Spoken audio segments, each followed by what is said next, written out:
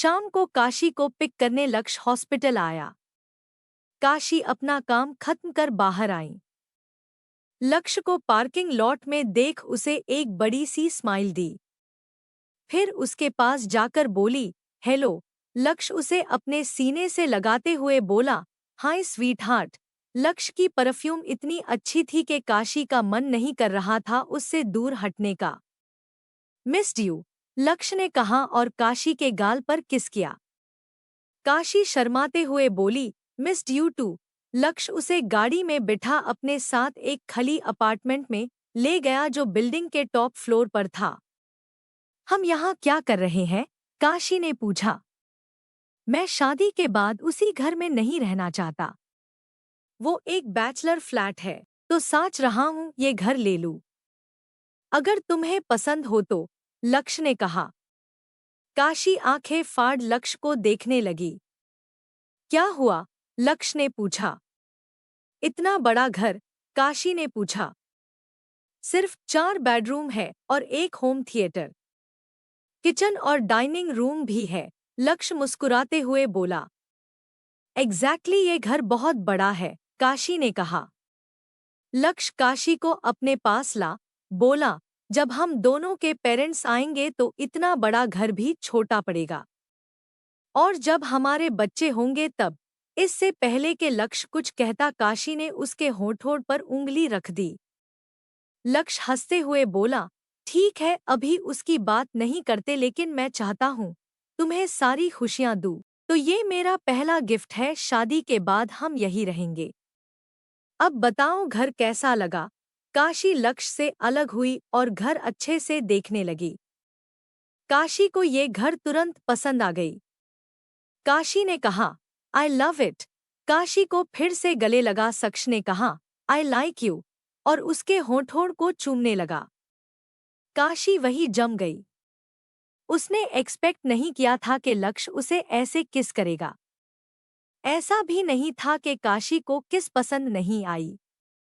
वो भी लक्ष्य को किस करने लगी। लक्ष्य उसे किस करते हुए बोला, बी माई वाइफ। काशी कुछ कह नहीं पाई।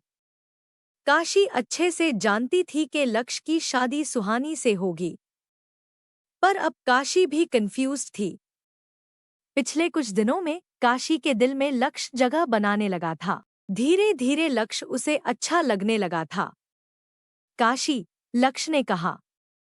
हम, उसकी आंखें में देख काशी ने कहा। तुमने जवाब नहीं दिया, लक्ष्य बोला। यस, स्माइल कर काशी ने कहा। बुकिंग के बाद लक्ष्य काशी को उसके घर ले गया। जैसे ही दोनों घर के अंदर गए लक्ष्य काशी को गोद में उठा वापस किस करने लगा। काशी भी लक्ष्य को किस करने लगी। काशी कहते हुए लक्ष्य उसके गर्दन पर किस करने लगा। हम, काशी के मुंह से आवाज निकली। काशी को उसके कमरे में ले जा, उसे बेड पर सुला वापस किस करने लगा। काशी लक्ष्य के शर्ट के बटन्स खोल ही रही थी कि बाहर घर के दरवाजे की खुलने की आवाज आई। सुहानी आ गई, कांशी ने कहा। काशी के गर्दन में अपना मुंह छुपाते हुए लक्ष्य ने कहा, गलत टाइम पर क्यों आ जाती है ये। हंसते हुए काशी ने लक्ष्य को धक्का मारा, भी उसके बगल में जा लेटा। काशी अपना ड्रेस ठीक कर बाहर आई। सुहानी को देख उसे हाय कहा। हेलो, सुहानी बोली। बहुत भूख लग रही है यार, सुहानी अपना बैग रखते हुए बोली। फ्रिज में खाना रखा है, उसे गर्म कर देती हूँ। जाकर फ्रेश हो जा, काशी ने कहा। थैंक्स बेब, बोल सुहानी अपने कमरे में चली गई। काशी अपने कमरे में गई और लक्ष्य को उठाकर घर से भगाने लगी। मैं तुम्हारा होने वाला मंगेतर हूँ, कोई चोर नहीं। मुझे क्यों भगा रही है? हंसते हुए लक्ष्य ने पूछा। बनो मत। अगर उसने हमें फिर से देख लिया तो समझेगी कि हम दोनों अकेले में कुछ कर रहे थे। काशी दरवाजा खोलते हुए बोली, तो क्या हुआ? हमारी शादी होने वाली। इसमें बड़ी बात क्या है? लक्ष्य ने पूछा। अरे बाबा, तुम नहीं समझते, अब जाओ, बोल काशी ने लक्ष्य को घर के बाहर धक्का मारा और दरवाजा बंद कर लिया। दरवाजे की दूसरी ओर से लक्ष्य ने कहा, अगली बार मिलो तब देख लूंगा तुम्हें। काशी उसे इग्नोर कर किचन में चली गई। बेचारा लक्ष्य, उसे अपने घर जाना पड़ा। ऐसे ही दोनों के नोक झोंक में दिन गुजरते गए। शादी को अब बस 5 दिन रह गए, लेकिन काशी खुश नहीं थी। लेकिन सुहानी के साथ उसने जो डील किया था उसे कैसे तोड़े, इसी सोच में परेशान होने लगी। शादी का लहंगा सील गया था, मंगलसूत्र बन गया था, रिंग भी पहना दिया था, अब बस हल्दी से शादी तक का सफर तय करना था। पर काशी अपने कमरे से बाहर तक नहीं आना चाहती। उसके घरवालों ने कई बार उसे बाहर बुलाया, पर वो 2 मिनट कह कर 1 घंटे से अंदर बैठी थी। क्या हो गया है इस लड़की को? निमिता दरवाजा खटखाते हुए बोली। आंटी, मैं देखती हूँ, सुहानी ने कहा। हाँ, तुम ही बात करो उससे, वो तुम्हारी बात समझोगी। कड़कर निमिता वहां से चली गई। सुहानी दरवाजा नॉक करते हुए बोली, प्लीज, मैं अकेली हूं, यहाँ और कोई नहीं है। 2 मिनट बाद काशी ने थोड़ा सा दरवाजा खोला और अपने बेड पर जा बैठ गई। क्या हुआ तुझे? उसके पास बैठते हुए सुहानी ने पूछा। काशी नम आंखों से सुहानी को देखने लगी। तुम्हें याद है, तुमने कहा था तुम्हें लक्ष्य पसंद है और शादी के मंडप पर तुम उससे शादी करोगी में नहीं?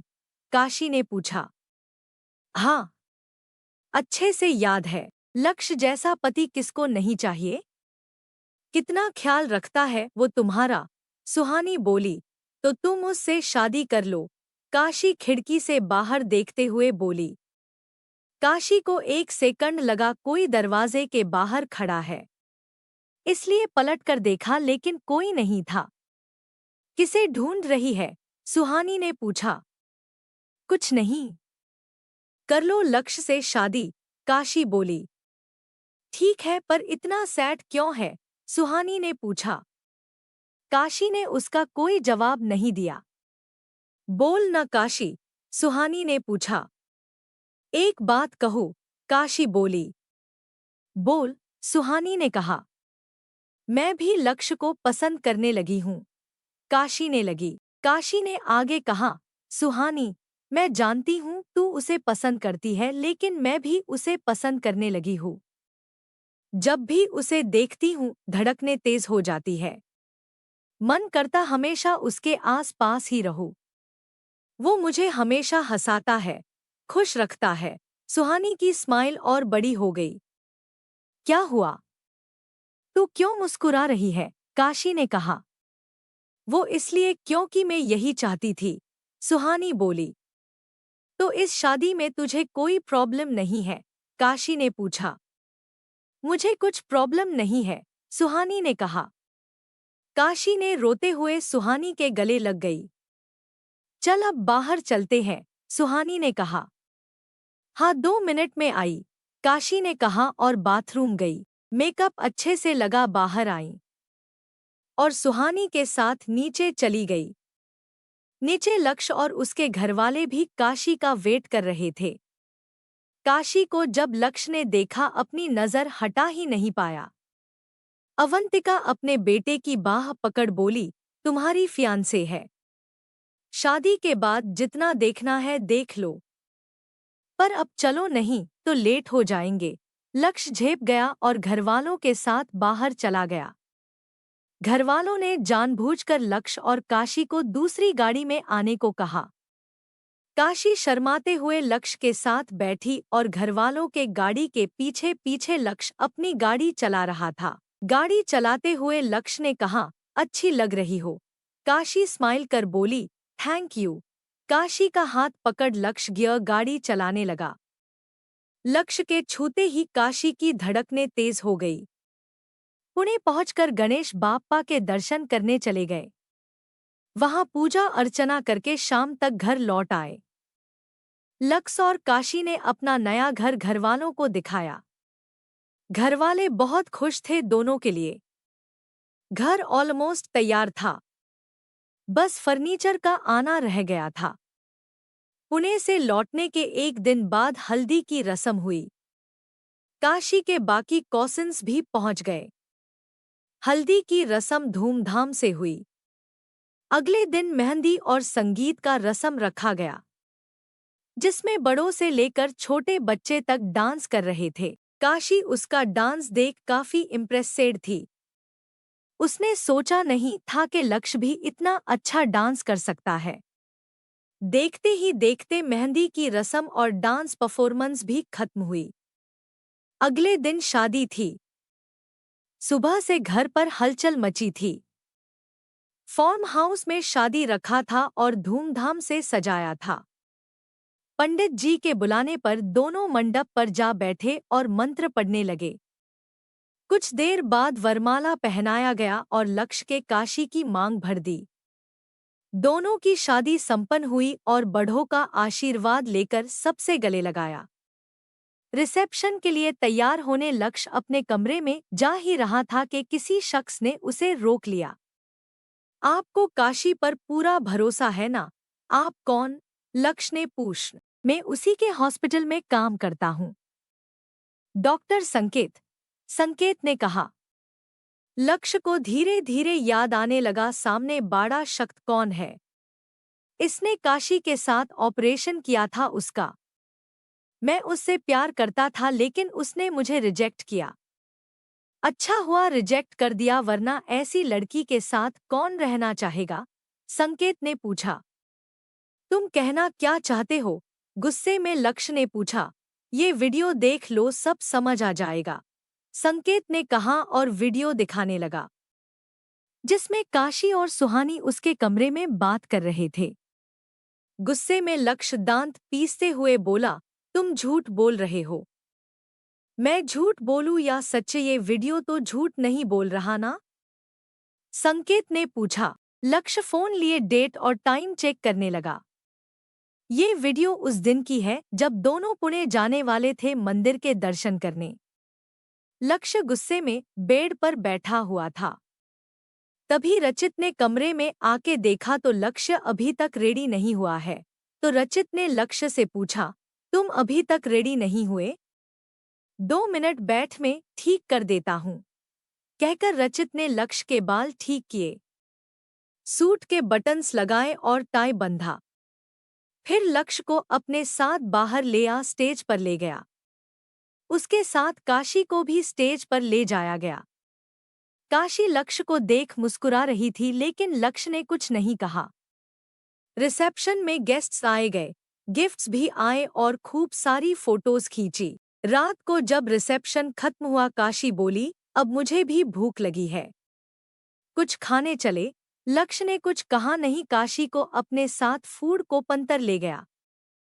फोटोग्राफर बड़ा खुश था कि तस्वीरें अच्छी आई, लेकिन लक्ष्य के दिमाग में जो चल रहा था ये कोई नहीं जानता था।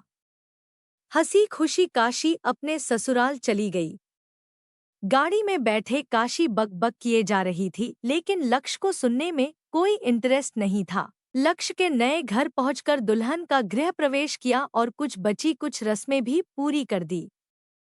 रात को लक्ष्य और काशी के कमरे को फूलों से सजा काशी को अंदर भेज दिया। उसके बाद लक्ष्य को भी भेज दिया गया। काशी दुल्हन के लिबास में लक्ष्य का वेट कर रही थी। जैसे ही लक्ष्य अंदर आया दरवाजा बंद कर अपने कपड़े बदलने लगा। तुम भी कपड़े बदल लो, गर्मी बहुत है।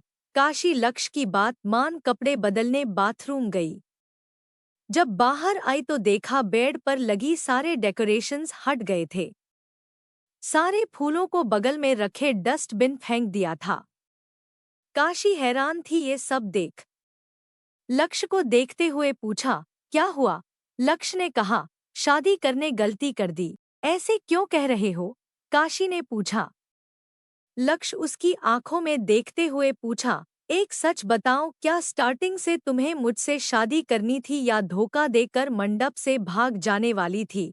लक्ष्य का सवाल सुन काशी के चेहरे की स्माइल चली गई। ऐसे क्यों पूछ रहे हो लक्ष्य? काशी ने पूछा।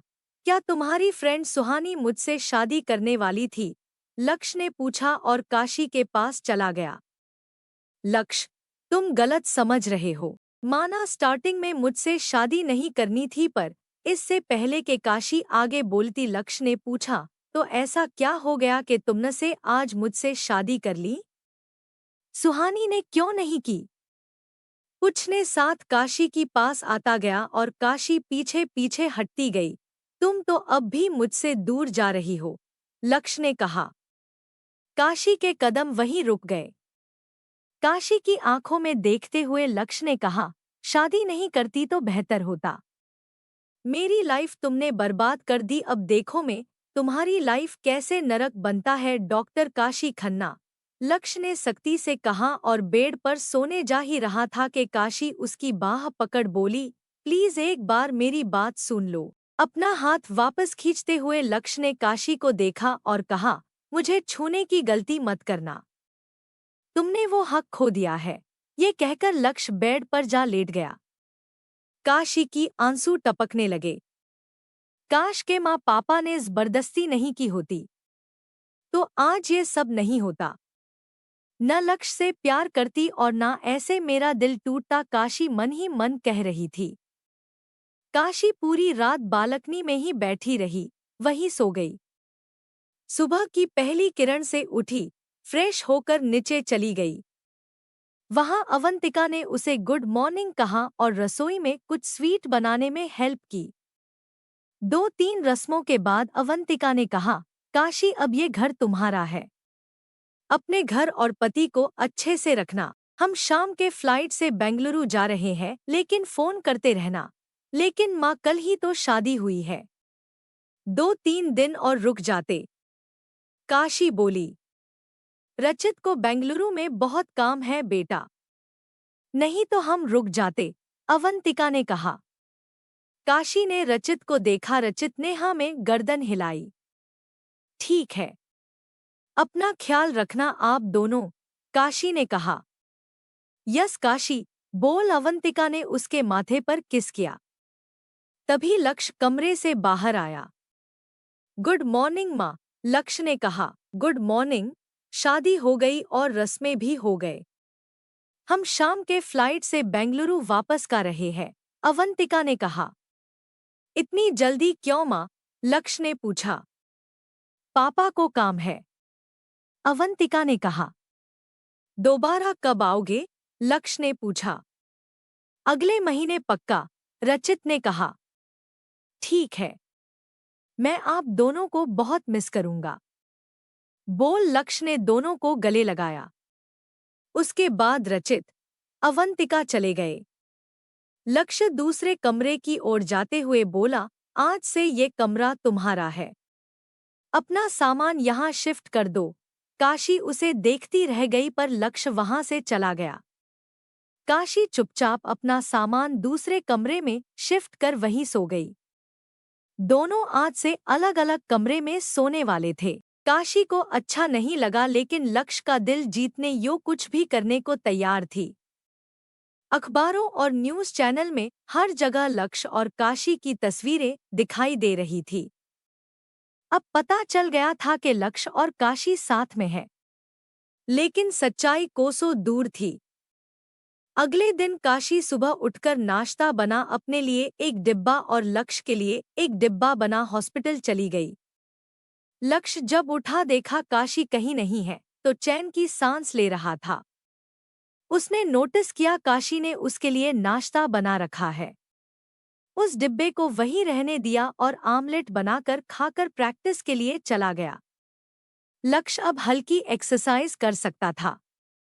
अपने फिजियोथेरेपिस्ट के साथ मिलकर रोज वर्कआउट करता। काशी ने भी लक्ष्य को हॉकी प्रैक्टिस के लिए हाँ कहा था। उसके हाँ के बाद ही लक्ष्य हॉकी खेलने लगा।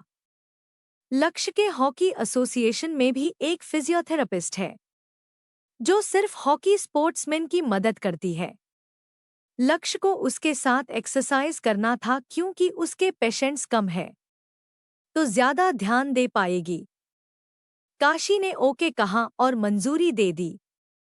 माधुरी व्यास, लक्ष्य की फिजियोथेरेपिस्ट है, अभी भी सिंगल है और हमेशा की उसे लक्ष्य पर क्रश रहा। पहले लक्ष्य की गर्लफ्रेंड थी रीमा और अब उसकी शादी हो गई है, इसलिए माधुरी को कभी मौका नहीं मिला अपने फीलिंग्स के बारे में बताने का। लेकिन जब से लक्ष्य उसका पेशेंट बना है, उसके दिल में गुब्बारे उड़ रहे हैं। माना लक्ष्य शादीशुदा है, लेकिन क्रश तो क्रश होता है। उसे कैसे कंट्रोल करे? आज लक्ष्य का दूसरा सेशन था माधुरी के साथ। माधुरी जानबूझकर अच्छे से सच कर आई, लेकिन लक्ष्य ने कभी उसे उस तरह से देखा नहीं।